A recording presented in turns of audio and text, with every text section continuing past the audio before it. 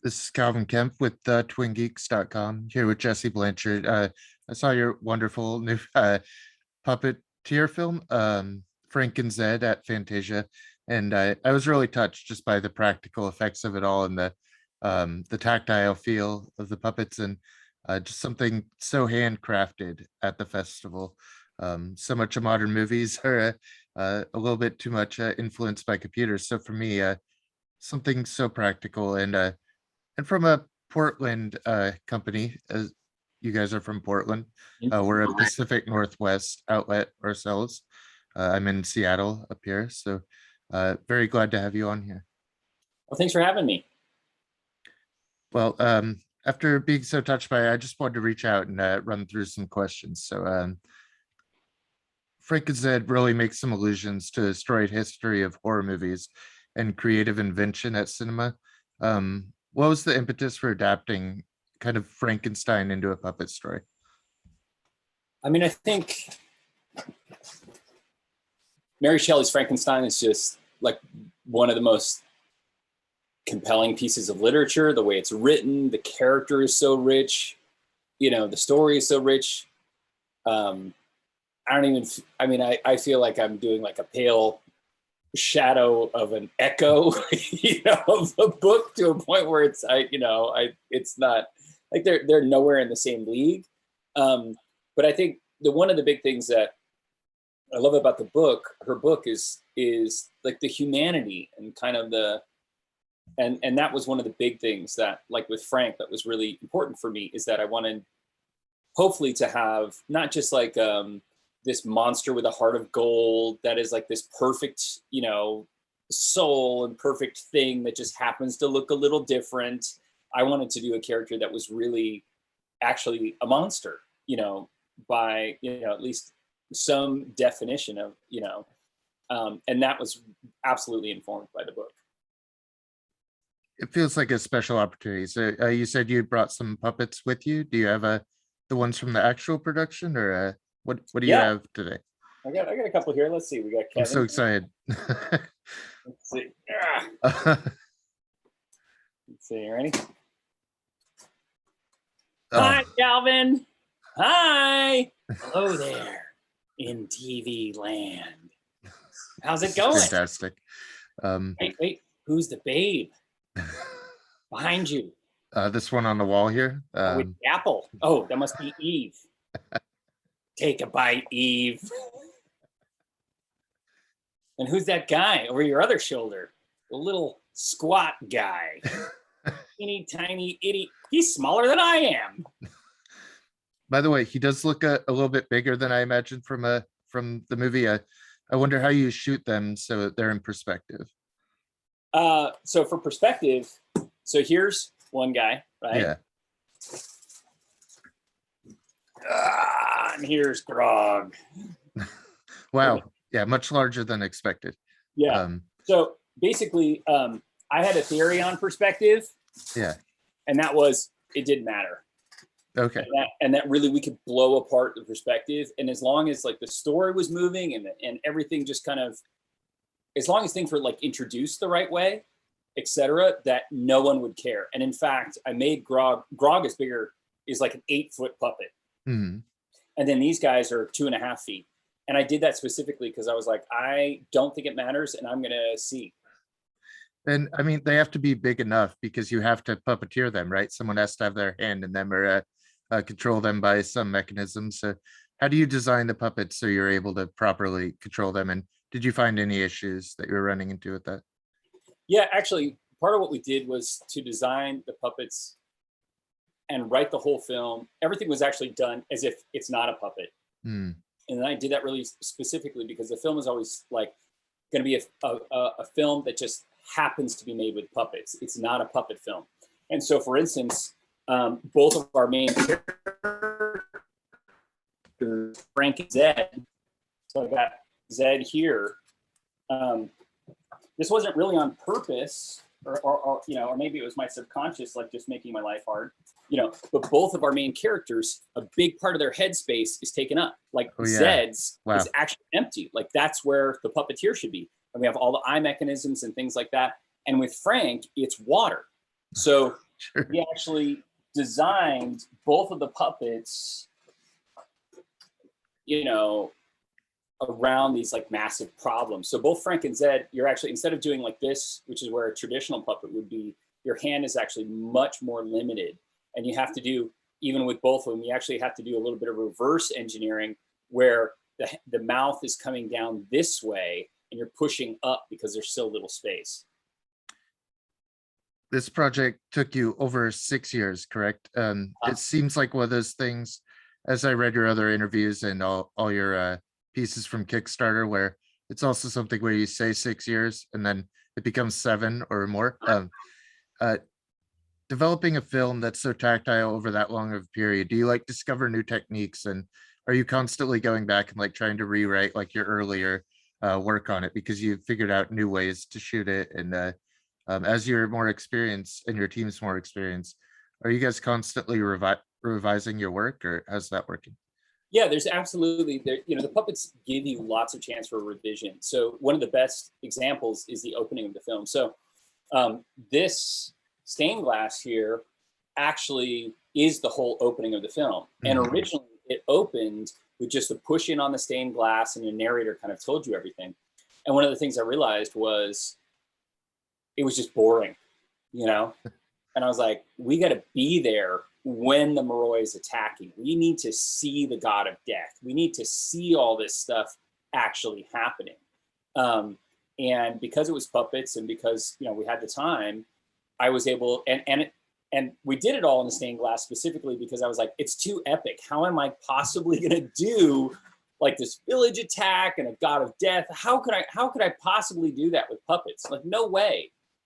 But then you get to a point in the film where I was like, well, how could I possibly open this film with like this boring snoozeville like history lesson? Like, it needs to be dynamic. So that was absolutely one of the things, and that, you know, we looked at in the film. And by then we had learned a lot of the techniques that the introduction needed. But there's always invention because I never want to repeat myself. So for instance, in the opening, you know, coming up with the god of death, which is that green kind of thing in the beginning, you know, that's all practical. There's no CGI. And so meeting the challenge of coming up with like a real practical effect that's going to make this god of death, this demon, and not look really stupid and kind of laughable was a big challenge, but it was super fun. It was neat seeing before even the film, the one that took you guys 2 weeks to put together, and just that complete evolution over time.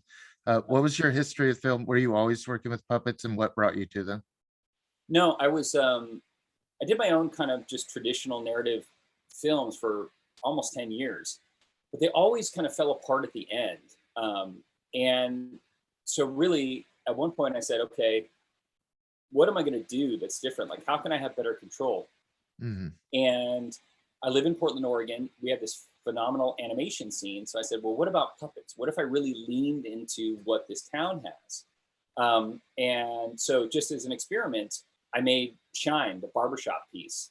And it was so much fun. I was like, all right, let's do another one. So I did another kind of bigger short film. And then we launched into Frank Zed. Is there, you say there's the great animation community, of course, in Portland. They have like Leica and several other studios. They're pretty prominent. And would you say there's a puppet filmmaker community? How are today's puppeteers connected? Are they? Yeah, I mean, there's a community. So it's like, I Mhm. mean, it's a small community and you get to know them all like pretty quickly. I mean, Frank Zed was done almost exclusive. You had a small core team that was just complemented by kind of people that would come in for a day or two. And many of the puppeteers in Portland, of course, came through and did a couple days on Frank Zed to help with the big battle scenes or some of the more complex stuff. So I was really fortunate. People like Tim Juni and Nancy Aldrich. And then, of course, there's Steve Overton and Marty Richmond, who are absolute kind of stalwarts here in the Portland puppeteering community, were really instrumental in getting this film.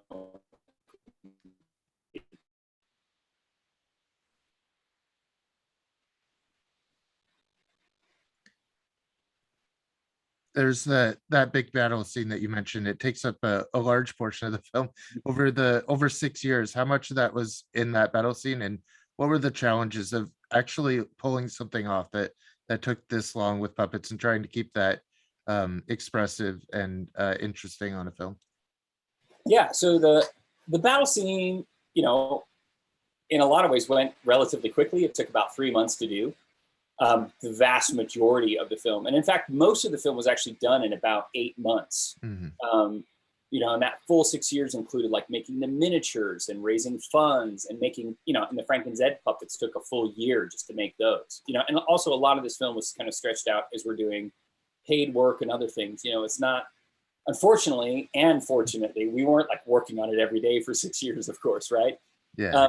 But it is a real challenge, kind of like keeping it going and keeping the energy. And one of the biggest things with the film is every single shot kind of getting into a mode where I say like I always imagine the film, because it's all illusion, right? Right. Like the puppet is not real and they're not standing, like none of it is real. And I always imagine every shot, we have to keep that illusion alive. So one of the big challenges is always kind of coming to the set, working on a shot and making sure like, hey, we don't want it to fail. This shot is just as important as every other shot. And that was one of the things that was like really fun and also a real challenge, is just making sure that we kept that high level kind of every single step of the way. There's also a long storied history of puppetry and puppets being used in movies. Going back from like the Fritz Lang picture, you look at like Metropolis and the robot, and then the Czech filmmakers, and then Henson's beloved, of course. But what were the influences on the project, and did you reach back into any of the history and watch any of those films?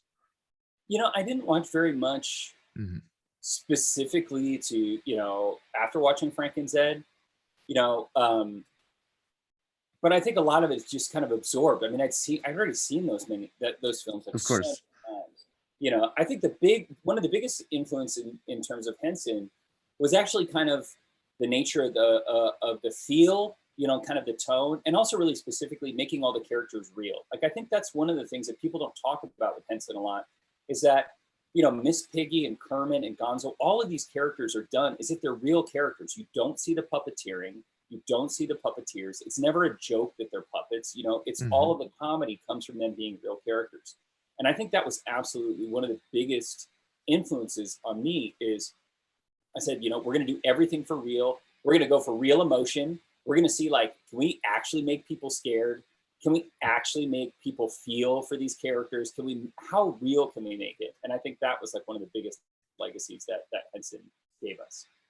You achieved it for me. I was very endeared by the puppets and Oh, good. just the whole runtime. I'm very fond of them and very happy to be doing this. And how do you specifically make them show personality? How do you take a puppet and then give it character and then make that really conceivable for an audience to believe in? There's a lot of things that have to happen. So you have to have a story, you know, so a lot of it just comes in the writing. Then there's the performance. The performance, of course, is like really critical, you know, and then there's lots of like little things um, like our guy Kevin here. Ah, ah, ah, you know, so that can give you a lot of expression, just the eyebrows, right? Right. But then beyond that, the other thing that you do, and then there's the voice, and then lastly, it's the camera move. So what the Of camera is course. doing is very, very important in this film. But it's using all of those things. And then lastly, there's music, because the music by Michael Richard Plowman is just absolutely phenomenal. But so the answer is, to get the characters and the puppets to convey emotion, you have to do everything. You have to use every single trick that you have as a filmmaker, you know, to really get them, to bring them to life. Well, we're always hearing stories about difficult actors. How about difficult puppets? What were the biggest challenges? Did any of them fall apart? Did you have to remodel things? Maybe there were some mechanisms that didn't quite work. What was the difficulty there? Yeah, so Frank and Zed are very challenging puppets. You know, Mhm. they're so technical, and it would take up to 5 different people to bring Frank and Zed to life. Oh wow, Yeah, because you have, that's incredible. um, yeah, because you have, for instance, like here's Zed, right here. So you have a puppeteer doing this, and you have his hands. Then you have somebody doing a mechanism to move the fingers back and forth. And then you also have somebody with a mechanism to do his eyes. Oh And wow, so yeah. all of the characters, you know, all those puppeteers have to work, and it's the same with Frank. All those puppeteers have to work in perfect sync. You know, so there's a shot that I'm really proud of where Frank like chops a guy's head off, and both hands is like and he kind of looks. I mean, and that is, you know, Beautiful moment. moving in perfect unison and also walking together, you know, so it's like incredibly challenging. And then aside from that, the other puppet that was really, really difficult is Grog. Because Grog, the way you operate Grog is he's actually a big kind of costume, and one person is doing the mouth and somebody else is doing the hands. And so you have two people in this kind of bear hug, like bringing it to life, and they're both blind. They cannot see anything. And there's shots of Grog running around. You know, that was the big thing, is like I wrote and shot everything to try and eliminate all of those issues, or as if those issues didn't exist. So whatever the puppet couldn't do, I was like, okay, that's what it has to do, right? Or else we know it's a puppet. Yeah. Running a crowdfunding campaign kind of changes the nature of how you're making things into a one-to-one interaction with the audience. But did that add any distinct challenges, or what are the challenges and benefits of having that direct communication and delivering to an audience? It's just fun. I mean, that's the best part of it. It's like, it's really, you get that immediate feedback, and you get people who are along for the ride, and that really can at times like really help you going. One of the biggest challenges I had with Frank Zed is that we integrated like all the backers' names into the sets and things like that, and that has been like really fun. I don't know if I have an example kind of right here. But anyways, but the challenge is delivering all those assets. So that's been the trade-off for me, is like the more custom it is, the more personalized, the more individualized it is, just the amount of effort goes up, you know, the amount of work of delivering it. So that's a bit of the dance that I'm doing kind of now.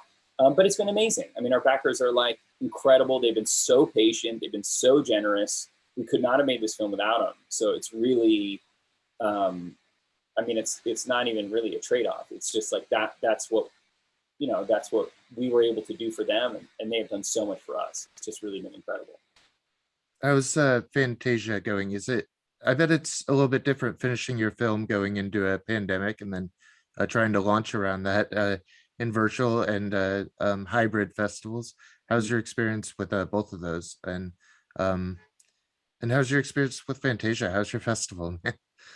Fantasia's been great. I mean, they're really an incredible festival. There's like so much support from them, really personal attention. You know, I've been in contact with, I think, at least 7 different people, all kind of talking about the film. So Fantasia has just been a phenomenal partner. You know, virtual is a challenge. I mean, the reality is like, I'm sitting where I had my world premiere, you know, right. my world premiere, you know, just me. So that, of course, is very different, you know, but I'm still incredibly fortunate. I got to make my film. The film is out in the world, you know.